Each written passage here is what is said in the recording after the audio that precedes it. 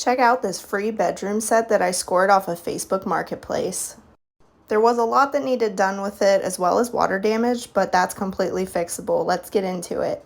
I removed all of this wood hardware and I filled all the details because I wanted a more modern look. I also wanted to sand off a lot of this flaky finish so that I could go in with a faux wood top.